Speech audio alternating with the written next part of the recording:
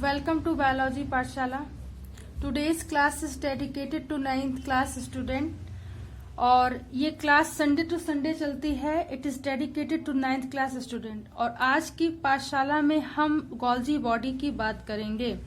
ठीक, cell organelles की बात करेंगे. लेकिन पाठशाला को स्टार्ट करने से पहले हम बच्चों को मोटिवेशन मैसेज देते हैं और मेरा मानना है कि लाइफ में मोटिवेशन मैसेज एक रेमेडी की तरीके काम करता है.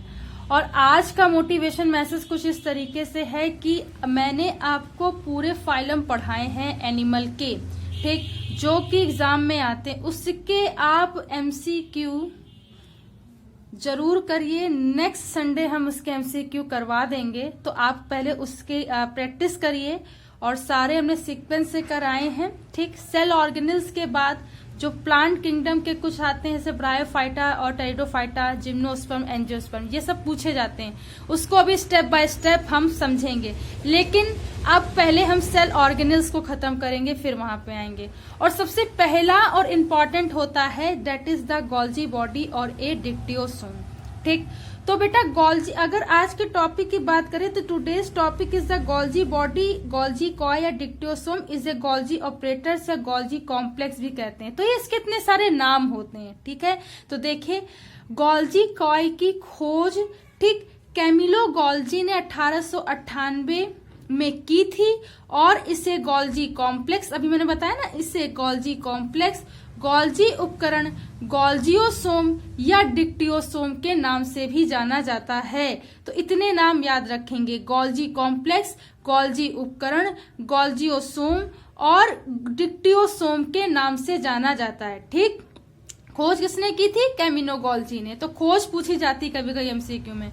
सभी जंतु कोशिकाओं में गोल्जी कॉय कितने होते हैं? गोल्जी बॉडी कितनी होती? 4 से 10 खोखली बेलनाकार मुड़ी हुई चपटी सिस्टर्नी के समान होती हैं.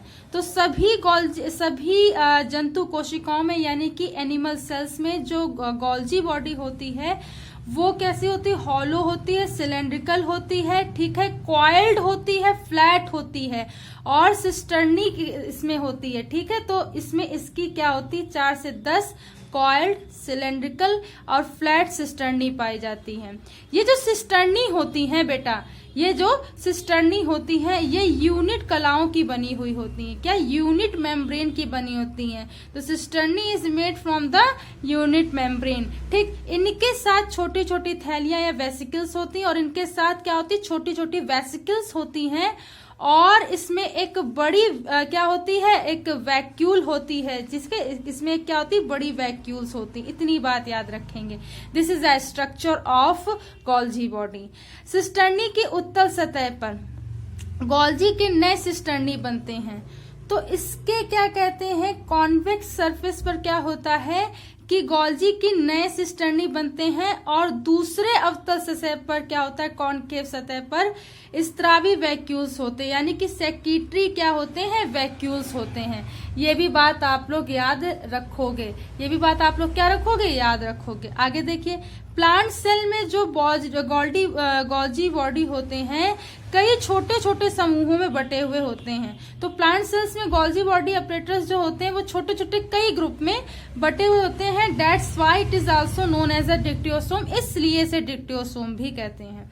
आगे देखिए, जीवाणु यानी कि बैक्टीरिया एवं नीले हरे शैवाल यानी कि ब्लू ग्रीन एल्गी में गोल्जी बॉडी नहीं पाए जाते. अब इसी तरीके के क्वेश्चन बनते हैं एमसीक्यू में. तो देखिए किसमें नहीं पाए जाते हैं? There no presence in a जीवाणु that is the bacteria and the नील हरी शैवाल बीजीए. तो बीजीए एंड बैक्टीरिया में गोल्जी बॉडी नहीं पाते हैं. And the what is the function of Golgi body? तो देखिए इसका कार्य क्या होता है. तो गोल्जी बॉडी जो होता है, गोल्जी कॉय होती है ईआर में बने प्रोटीन एवं एंजाइम का सांद्रण, रूपांतरण और क्या करती? संग्रहण करती है. गोल्जी बॉडी क्या करती है? Golgi body is store and transform of the enzyme और ए प्रोटीन ऑफ एंडोप्लाज्मिक रेटिकुलम. आगे देखिए, ये कोशिका की सभी स्त्राव कोशिकाओं से संबंधित होती हैं।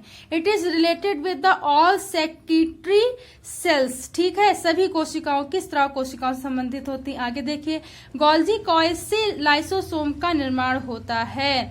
The development of lysosome is from the Golgi body. आगे देखिए, शुक्र जनन से गोल्जी बॉडी से एक्रोसोम का निर्माण होता है। In the process of spermatogenesis acrosome is develop from the Golgi body. आगे देखिए, बात समझ में आ रही है ना सबको, हम इसलिए दोनों लैंग्वेज बोल दे रहे हैं। आगे देखिए, कोशिका विभाजन के समय सेल प्लेट का निर्माण भी गोल्जी बॉडी से होता है।